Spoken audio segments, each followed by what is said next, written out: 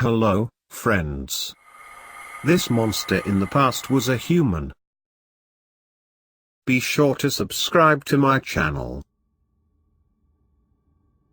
Henry Bennett rode along the freeway, humming along to the radio. The sky was dark, but a sliver of light glowed on the horizon. The world was coated in a thin dusting of snow. The streets were fairly empty at this time of day. The morning rush wouldn't be up for a few more hours. He ran through the day's curriculum in an effort to fill the time.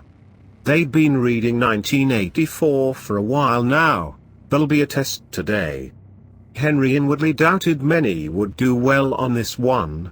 Their participation had been spotty at best. Still, there's always some that do their work. He wasn't even at school yet and he already wanted the day to be over. Katie had a stomach bug, couldn't go to school. Joanna was home with her, but he wanted to be as well. Maybe his sophomore class could. An owl slammed into the windshield. He can't see. It's sliding. What's happening, Katie? There was an ear-wrenching noise and the world went black.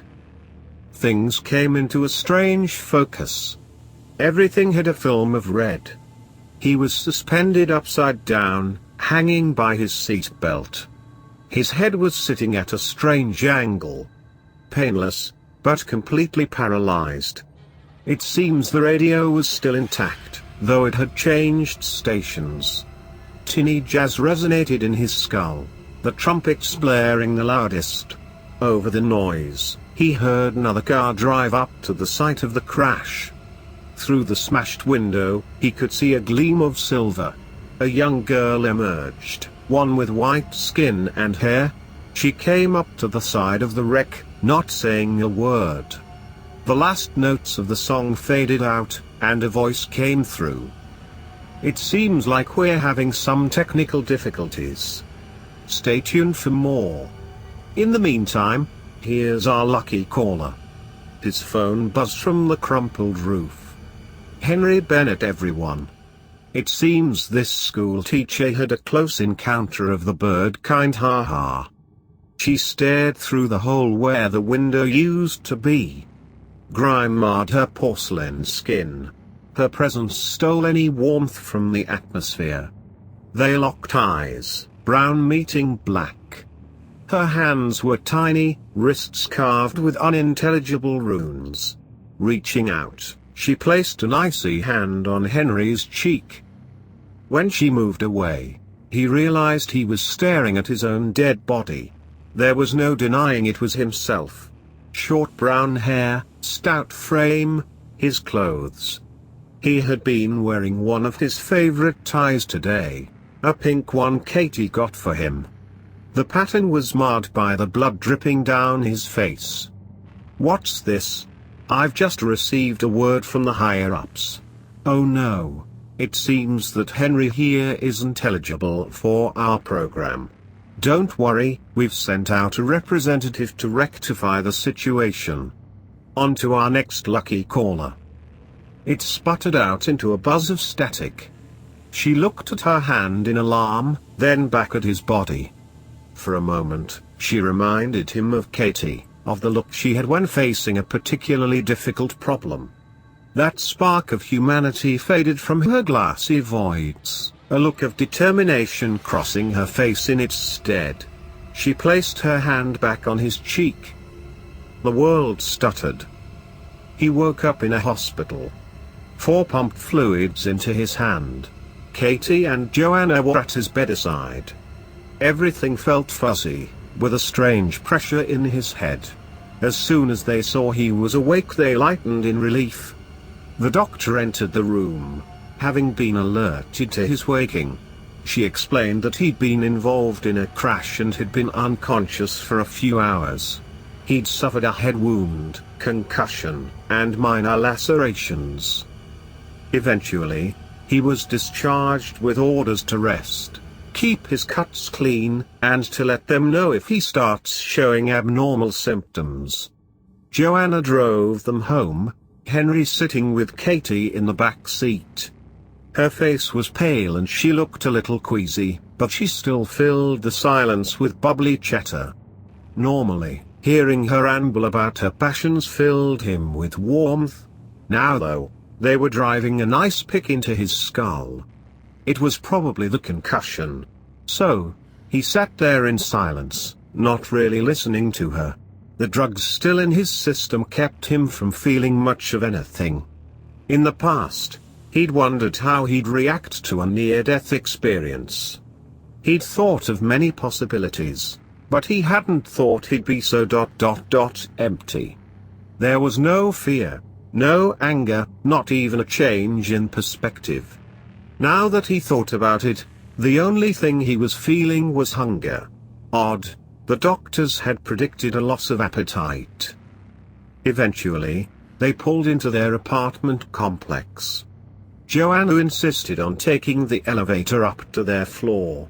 God, he hated the third floor, all those stairs. They lived in a fairly small apartment, the same one they'd had for the last 10 years. Henry left to lay down in his bedroom. He didn't bother turning on the light, the window giving enough. He sunk onto the bed, staring at the swirling plaster. The only thing running through his head was of what he'd seen at the crash. Black eyes were glaring through the crack in his skull. He must have fallen asleep because the next thing he knew the room was darker and someone was knocking on the door. Joanna came through, stress lining her face. She was still beautiful, even after all these years. The salt and pepper hair and wrinkles only added to her dignity. Dinner's ready if you feel up to it. He got up, hunger overtaking his swimming head. He winced a little at the lights in the kitchen. They seemed brighter than normal. He sat at the table next to Katie, where his plate had already been prepared. She'd made spaghetti and meatballs, one of his favorites. Some things still felt off, but he brushed that aside as a side effect of the concussion. They dug in, his desire overriding decorum. It didn't taste like it normally did. The pasta was heavy and tasteless, and the sauce was sharp and bitter. It didn't even feel like food. That was strange. She'd had the same recipe for years. There was no sign of anything wrong on their faces. They were both enjoying it. He made an effort to control his face as he shoved a meatball into his mouth. That was good, really good. He'd never been too big a fan of red meat, but at the moment the meatball was the best thing he'd ever tasted. Still, it felt overcooked, despite the fact that he could see that it wasn't. Everything about that was weird, but he was too hungry to stop. Every mouthful of pasta forced down his throat only seemed to make it worse. The meat helped a little, but there weren't enough to take the hunger. He took another serving, taking more meat than pasta. Normally, that would have been enough to sate him. In fact, he felt uncomfortably full. Still, his mind told him he was empty. It wanted to keep going, despite the pressure in his stomach. Henry told them he was going to bed, putting his plate in the sink. Body overfilled, mind painfully empty.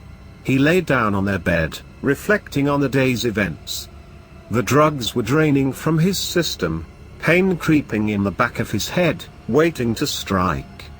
He needed to tell the school that he'd be out for a while, but the idea of looking at a screen made him want to vomit.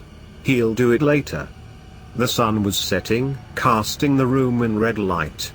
Trying to think about his curriculum only make the encroaching headache worse. For a while, he weighed the discomfort of moving versus the relief of medication. Eventually, the drugs won out. Moving made his head swim and stomach turn, but he pushed through it with the promise of meds. He swayed into the bathroom, keeping the lights off. That made it difficult to see, but they'd replaced the bulbs in there recently and the glow would burn a hole through him. He shuffled around for the new bag from the hospital. Once it was found, he had to squint at the dose instructions. Through watering eyes, He was able to make out 2 pills every 6 hours. At least he thought that's what it said.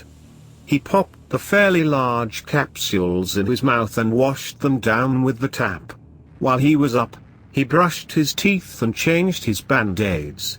Geez, he looked awful. Listless brown eyes were lined with tired circles. The normal flush of his round face was gone, the sharp lines of his wounds standing out against his skin. Looking away, he cleaned and covered them. Henry was back in bed, the room dark. How long had he been there? Joanna came in, concern still etched on her features. She lay down next to him, curling into his side.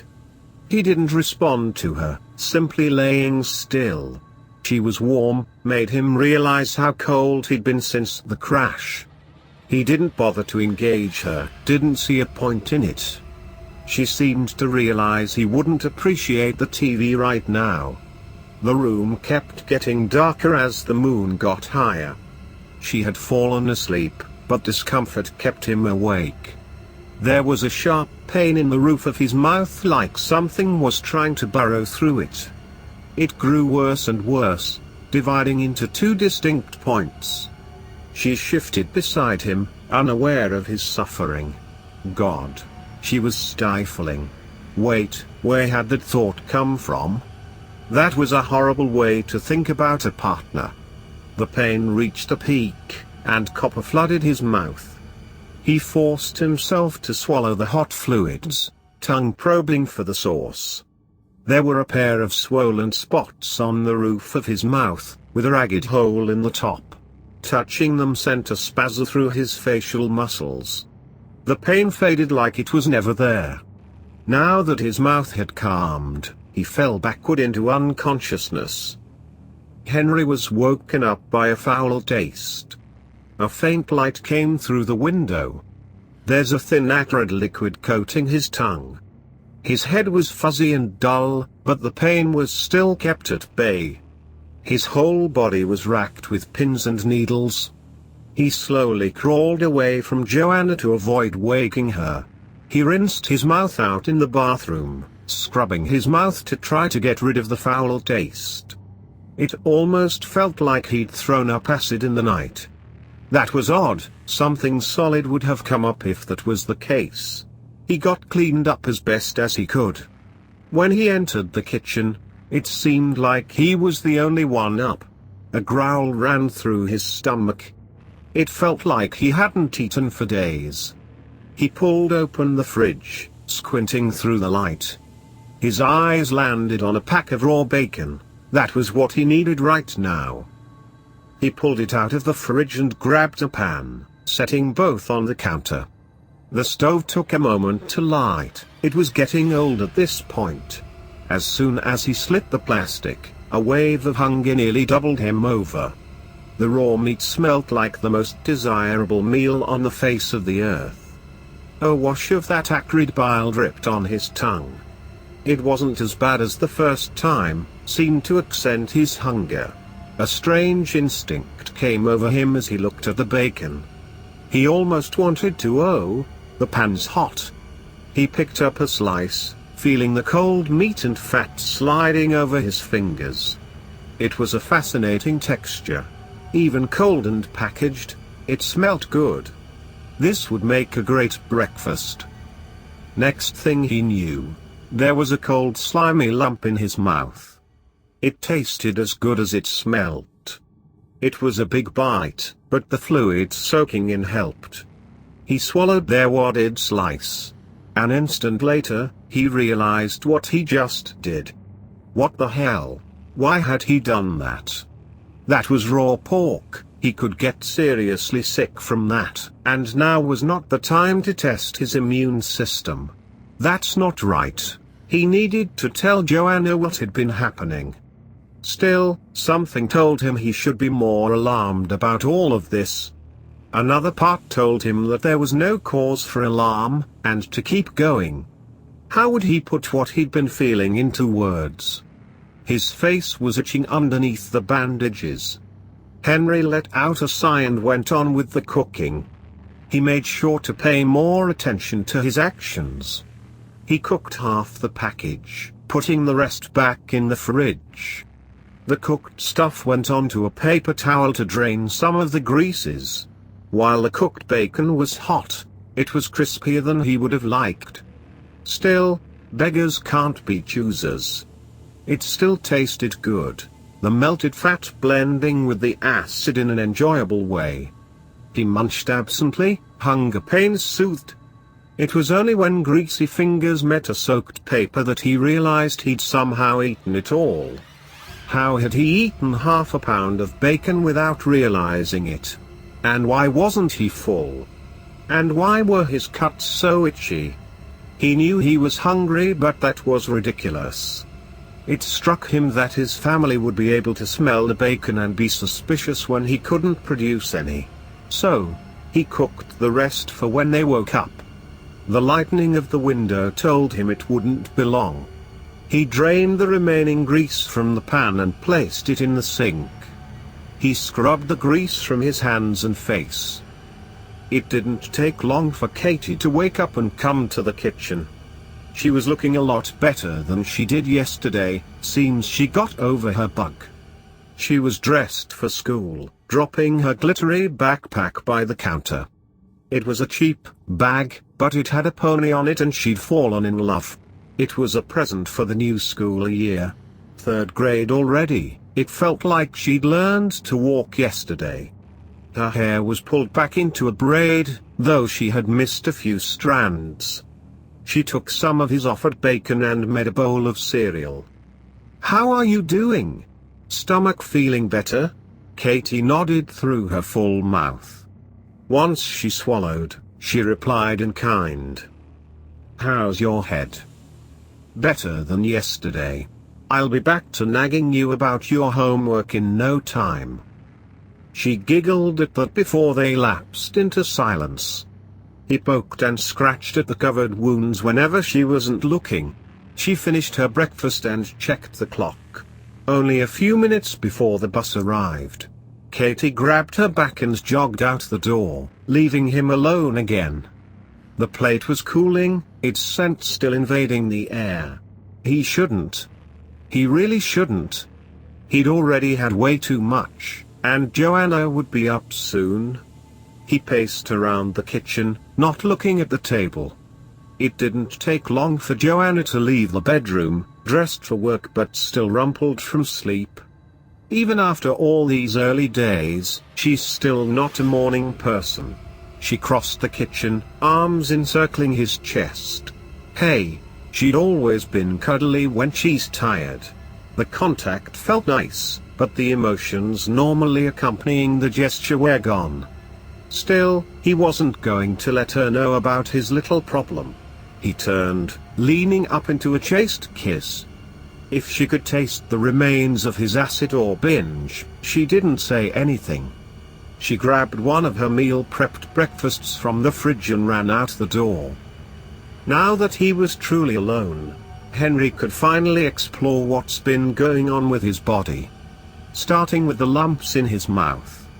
Grabbing a little bowl, he crept into the bathroom.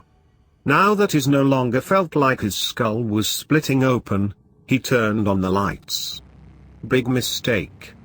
The light was blinding, burning a hole through his eyes. He instantly turned them off, eyes watering. It took a few minutes for his vision to go back to normal. Once he could see again, Henry pursued his task. Geez, he looked even worse than last night. His eyes were bloodshot, pupils reduced to pinpricks despite the dim light. All the blood was drained out of his face, leaving him pale and breathless. His face looked thinner than it normally did. Coarse stubble coated his chin. Cracked lips were pulled into a grimace. It was hard to judge, but there seemed to be more gray in his hair than there was the day before. He opened his mouth, finger probing its surface. He found that the lumps had become more solid, like cartilage. They twitched when poked, an intensely discomforting sensation. Now for the actual test. He held the little bowl underneath the growths. He thought of steak, a fresh cut of meat, still hot and dripping with blood. Drip. The taste of copper on his tongue, hot liquid trickling down his throat. Joanna, wrapped around him, neck so open, so vulnerable beside him. Wait, what? He left the train of thought behind and pulled out the bowl. It was nearly full of thin yellow fluid. The smell was intense, this concentrated. It smelt like vomit, but different. Normally, even a hint of that sort of smell would make him nauseous. Now though, it almost seemed to settle his stomach. It felt good to release it, lifted a pressure from his skull he hadn't even realized was there. He left the bowl on the counter, not bothering to do anything with it. He'll deal with it later. For now, he's just going to look at his cuts. He peeled the sticky pads off his face, before dropping it in shock. They were gone. What had been fresh scabs was rippling red skin. It looked like a scar, not like a day-old injury. He ran a finger over the itching surface. It was bumpy and peeling under his fingertips. The pressure tore up some loose skin from its surface. He pulled at the flap, ripping away the used outer layer. It came up easily, exposing smoother pink skin underneath. That got rid of most of the itching. He stared at the shredded clinging to his hands. A flake slipped between the cracks, landing in the bowl. It hissed the instant it hit the surface, bubbles forming on the shred.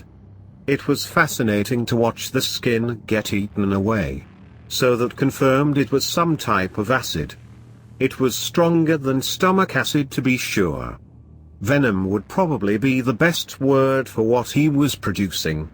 He washed the rest from his hands, still staring at his sickly face. This was wrong. This shouldn't be happening. He couldn't muster any panic at his mutation. There was no point to it. Leaving the bathroom behind led Henry back to the kitchen. Most of the bacon was still there. Looking at it built up more venom behind his teeth. They weren't here, no one would know. Besides, he was hungry again. No point letting it go to waste. Instinct took over, overriding any type of restraint. He took the plate and sat underneath the table. He shoved handfuls of meat down his gullet, barely bothering to chew or taste it. The venom broke down the flesh, letting huge mouthfuls slid down his throat. Manner's or discomfort meant nothing. All that mattered was sating the ache in his gut. God. That's good. Grease and venom dripped down his face. It didn't take long for the rest to be consumed. It took biting down onto a soggy paper towel to bring him back to reality. He pulled it out, disgusted by the texture. He shoved the plate and towel into the trash. The weirdest thing was that despite everything, he was still feeling empty. He'd eaten a pound of bacon in under an hour but still wanted something more. If anything, the waistband of his pants was feeling looser than before. Maybe before the accident, this sort of thing would scare him, or at least inspire curiosity. Nothing about this was right, but he just couldn't bring himself to care. Pins and needles were spreading through his body, strongest at his stomach, thighs, and upper back. A strange heat came with it, sweat beading on his brow. It was slowly growing warmer, tingling heat running its fingers down his skin. Henry glared at the dingy walls of their apartment. It was a small place shoved to the edge of a claustrophobic city. Just like everything else in the area, it was overpriced, ill-maintained, and full of far too many people. Bodies filled the complex wall to wall, all in the same situation but resenting others for being there. The walls carried noise further than a still pond. No secret could be kept for long within its walls. Most of the people in the building were the same, proud, spiteful, bitter, but would ultimately submit to the weight of the world. There were few neighbors that had been there when they'd first moved in, most apartments trading hands again and again. Neither Henry nor Joanna had high-paying jobs, but she still earned more than he did. Funny, isn't it, that teachers shape the entire next generation yet get paid and respected so little? Rent would be due soon, on top of his medical bills. They wouldn't be able to afford it, especially since he'd be unable to work for a while. Still, he supposed it didn't really matter. They could always move. His memory was still rather fuzzy. He didn't remember entering Katie's bedroom. The pink paint of the walls was much fresher than the rest of the apartment. Toys, clothes, and posters filled the room, each a testament to her life. He went deeper, intending to crunch. One of her toys, an instrument she said was called an automaton, was snapped under his foot. Annoyance prickled at his temples. Why had she left it lying on the floor near the door? Would she ever learn to be careful with her things? Hey, annoyance. At least he was finally feeling something. He considered cleaning up the mess but decided against it. She'll just have to live with it. It was her fault she left it lying around. Why had he come here anyway? It's not like there was anything important in there. Somehow, he ended up wandering back to their bedroom. He stared at Joanna's side, at her bookshelf, her nightstand, her dresser. She'd left her nightgown balled up on the bedspread. He ran his fingertips over its surface. Blue cotton, soft and cold. Picking it up, he meant to put it with the rest of her laundry. Something stopping him from letting go. It felt so nice. He could smell traces of her presence in the cloth. He pressed it to his face, taking in Joanna's scent. That subtle mix of apple shampoo and sweat soaked into his brain. He could feel venom building behind his teeth. He wanted her here, wanted to experience her entirety. Even now, he could feel pressure building somewhere else as well. It was easy to picture Joanna, lying prone beneath him, begging for him to fall, him too. What she was begging for, he didn't quite want to think about. Was it to keep going, or was it to stop? He's getting hungry again. He left the bed behind, having to hoist up his pants as he did so. That was strange. He's wearing a belt. Henry arched his spine, before being frozen by a bolt of lightning running down his back. Pain radiated from his shoulder blades like both arms had been dislocated. He couldn't move, couldn't breathe. The pain faded, leaving him crumpled on the floor. His jaw ached where it had hit the ground. It fled as soon as it came, leaving no trace to save his ragged breaths. The hunger reared its ugly head. The body seems determined to keep him miserable. He slowly made his way upwards, keeping his shoulders hunched to try to prevent any further pain. As he rose, he noticed something strange about his pants. They were struggling to stay up, despite the fact that he was wearing a belt. Pulling at it, the belt was loose, to the point where he had to slide it 2 notches tighter to get them to stay up. Looking closer, his stomach and thighs looked smaller than they had been.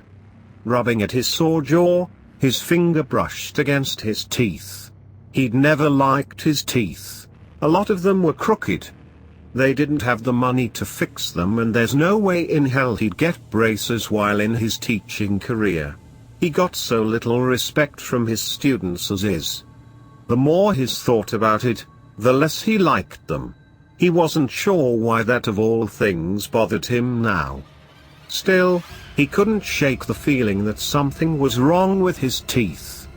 Back in the bathroom, he stared at his crooked smile. It wasn't right. They weren't supposed to be that way.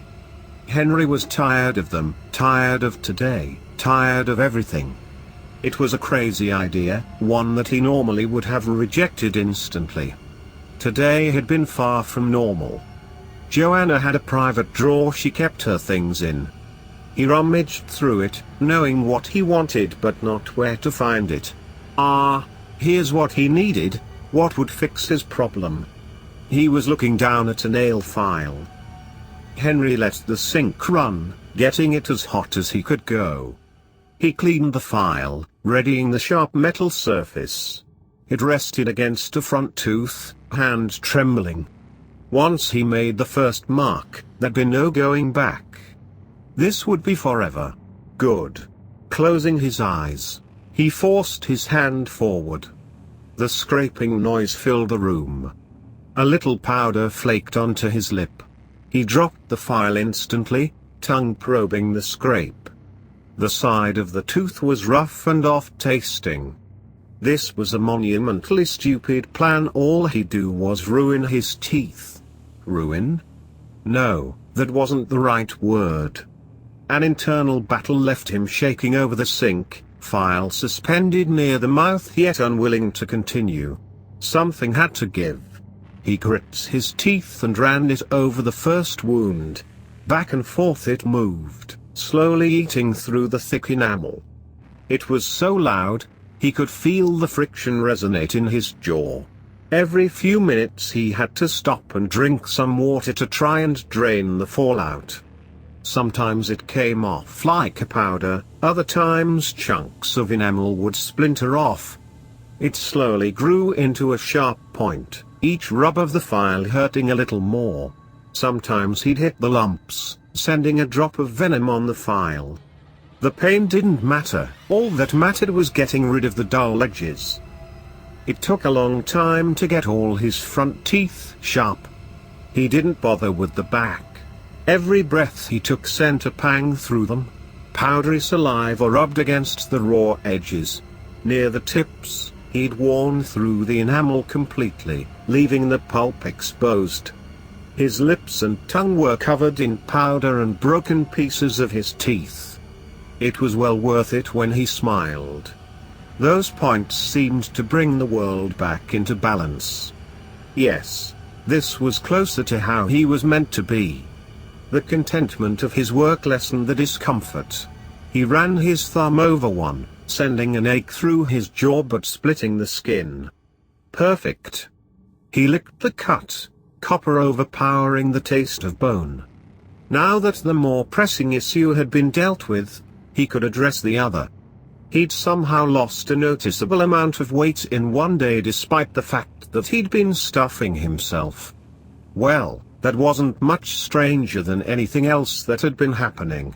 Still, it was worth noting in the long run. A weight had settled between his shoulder blades, keeping them curled inward. He wasn't flexible enough to feel the area that the pressure came from. The veins in his face were becoming more prominent, leaving his eyes bloodshot. A growl rang through the bathroom. It was time to test out his newest development. Henry rummaged through the fridge, trying to find something appealing. The thought of more bacon made him nauseous. Most of the contents were inedible. Eventually, he struck gold. A package of chicken breasts lay on the top shelf. Joanna was probably planning to cook that for dinner tonight. Perfect. He slid down next to the fridge, clutching his prize. It was a pack of 4, fresh from the deli. Pulling apart the plastic sent a wave of savory odor through the room. Venom built up behind his teeth, waiting to be released. He took a piece, leaving a coating of cold slime on his fingers. This time there'd be no holding back. He bit into the end of the breast, releasing his venom. It ate into the meat, turning it into a sludge that easily slid down his throat. Henry lost himself in a haze of gnashing teeth and dripping juices. The hack job had been incredibly effective. Flesh shredded in his mouth, making no distinction between the chicken and his own. The hot blood mixed with cold flesh, bringing him closer to the edge. The pain was far from his consciousness. pink slime dripped onto the tile. The deeper he went, the more copper he could taste, and the slime got redder. Something had to give. Henry came back into focus, staring at the torn skin of his fingers. Blood dripped into a puddle on the floor. All the flesh in his mouth had been ripped to shreds. Pieces of his own skin were lodged between his teeth. Chunks of styrofoam and plastic littered the floor. The chicken felt weightless in his stomach, unsubstantial. It wasn't enough, nothing was ever enough. Rage began to bubble in his chest. Even after everything he went through, he couldn't find comfort in a meal. He ripped open the fridge, not caring about leaving slick on the handle. He shoved the useless clutter out of the way, searching for anything to fill the ache. He'd meant to go shopping a few days ago. There was nothing he could eat in there. The blood in his mouth only served to make him hungrier, making him taste what he couldn't have. He grabbed a heavy glass bowl of strawberries and hurled it into the wall. The plaster broke and the bowl shattered. Thick shards of glass were sent flying from the impact. The already filthy kitchen was drenched in sugar-coated glass and fruit. The anger drained from his system as he took in the damage he'd done. Joanna. He needed Joanna. He ran from the room, taking no notice of the grass underfoot. Despite the broken screen, his phone still worked. The blood and slime on his hands would make that difficult. He washed his hands, not feeling the sting of the soap. Some of the deeper cuts were still oozing red. That gave him an opportunity to try and think rationally. He needed to talk to someone, needed someone else here. She'd be perfect. He listened to it ring, waiting for her to pick up. Joanna answered, sounding frazzled from work. "Hey, Henry. How are?" He cut her off, voice ragged and wet around his swelling tongue. "Something's wrong, Joe. I don't know what's happening. Everything hurts. I think I need to go back to the hospital." "I'll be right there." He hung up. The screen goes black. A bit of red seeped through the cracks in the glass. It was almost ready, he just needed to hold out for 20 minutes. The kitchen was unsalvageable, so he decided to wait in the bedroom. That proved to be a mistake. While he no longer had the promise of food he couldn't have shoved in his face, it reminded him of Joanna. He'd go crazy in there. The fact that his mouth wouldn't stop bleeding only made it worse. The promise of sustenance with no payoff was maddening. 18 minutes, and this would all be over. His clothes were loose and filthy. He left them. It didn't matter. He waited in the living room, watching the black TV. It was off, mind painting what he wanted to see. 16 minutes. The torn skin of his cheeks and tongue kept opening up. At least his teeth had finally gone numb. There was something lodged between them.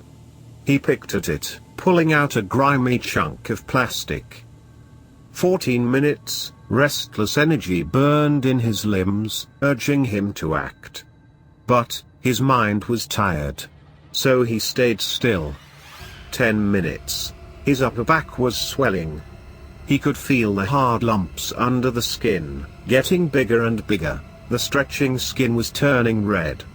It was getting unbearably hot, sweat dripping down his face. 9 minutes. Most of his body fat was gone. He could see the outline of his ribs. Pain radiated from his sunken stomach. Clothes littered the floor, too big and sticky with blood and sweat. Coarse hair coated his body, thick and dark.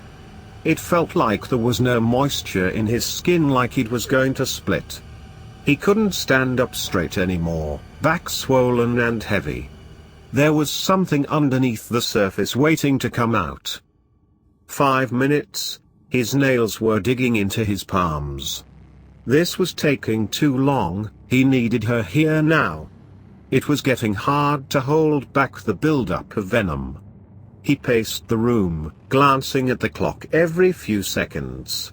This wasn't working. Waiting here was just making every second drag by. He went to wait for the rest of the time in the bathroom.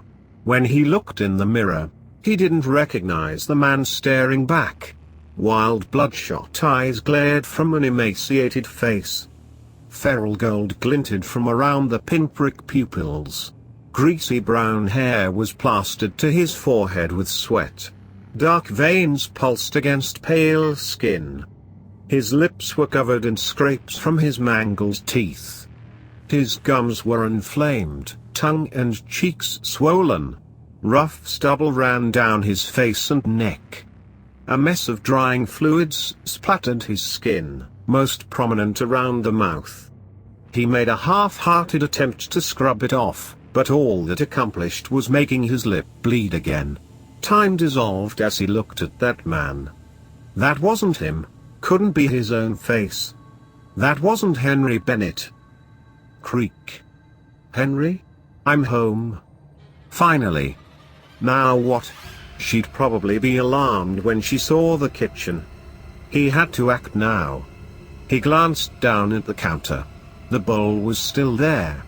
Perfect. He peered through the door, keeping silent. The sight of her turned back sapped the little self-control he had left. Throwing the door open, he sprinted as fast as his bony legs would go. She turned at the sound, fear dawning on her face. Henry? The venom poured onto her face. Screams tore the quiet air in two. It hissed and bubbled, eating into her skin and eyes. Joanna crumpled to the floor, instinctively clawing at her face. All that did was start eating her hands as well. He pounced, crawling over her prone body. He ripped her shirt open, exposing her supple, tender flesh. All the pain and stress would be worth it. Her body was spasming. There was no reason to hold back now. He sunk his teeth into her stomach, fresh copper renewing his desire to eat. Venom poured into the wound, wringing another cracked screech from his prey. Chunks of fat and muscle were forced down his gullet faster than ever before. Steam rose from her exposed entrails. Those sent a quiver of pleasure through his stomach, far more satisfying than anything that came before. Blood pooled on the tiled floor. Deeper and deeper he went into her chest cavity, each mouthful taking the edge off his hunger. Both hands and face were used to force meat down his throat. For the first time since the crash, he truly felt full. That wasn't going to stop him, not while she was still hot. At some point, she'd gone still and quiet. Once he realized she was dead, he slowed down a little. He wasn't hungry anymore, but he couldn't tear himself away from the body. Each mouthful built up more pressure in his stomach. Leaving behind the ravaged torso, he tore into her thigh. It was getting hard to breathe at this point. A few more mouthfuls sent cramps through his stomach. Something had to give. A tooth chipped against her femur, and something changed. The weight on his back reached a peak and all hell broke loose. Immobilizing pain ran down his ribs and back like a shotgun. Something moved under his skin, desperate for release. The skin split, blood trickling down his back. Someone was screaming, but he didn't know who. Bent, skinless arms burst through the holes. The air was 1,000 needles stabbing into the exposed flesh. They were curled up and twitching. Scabs formed on the raw meat, spreading down his back. Muscles he'd never used twitched to life, slowing unfolding. The feeble motion cracked the scab, new material fusing it back shut. New hands came into view. Fingers curled into fists. Tendons pulled at the fresh muscle, hands opening up almost painfully. Each movement split the hardened outer casing. This time, pieces would peel off, revealing angry pink skin. The new arms stretched out before him. joints popping with first-time use. He clawed at the scabs, tearing them off as fast as he could. The agony was fading to tolerable levels.